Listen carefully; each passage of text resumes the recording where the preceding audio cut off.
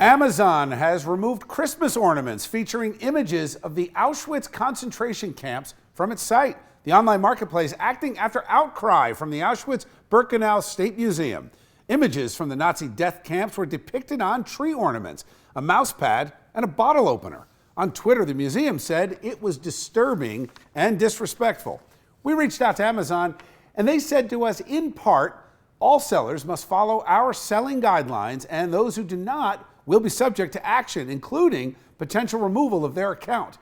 This is not the first time that Amazon has pulled merchandise. Earlier this year, products that some complained were offensive to Muslims were removed. And in March, a number of anti-vaccination documentaries were taken down from Amazon Prime Video. Let's bring in tonight's A+ panel, see what they think. Allison Young, Republican strategist. Great to see you, Allison. Thanks, Bill. And Garland Nixon, radio talk show host, slightly to my political left. Good to see you, Garland. Great to see you, Bill. Let's start with you on this. Okay. It's almost like there's so much offensive stuff out there that it seems that Amazon and others are just waiting to react. Why is there nothing in place on the front end? Like, isn't there a quality control that goes up and says, well, that's probably over the top? Yeah, but and on this one, in a way I can understand, and I'll tell you why.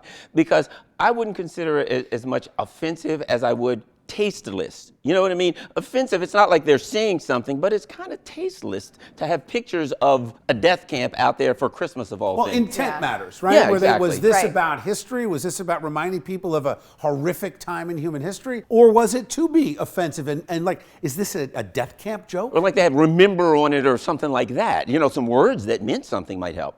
It's an absolutely horrific place.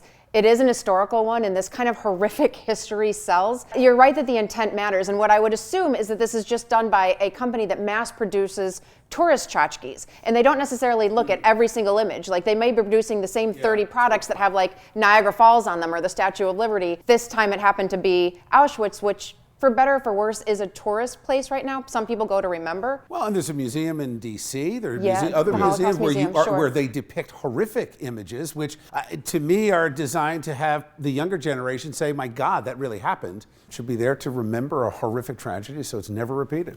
Thanks, guys.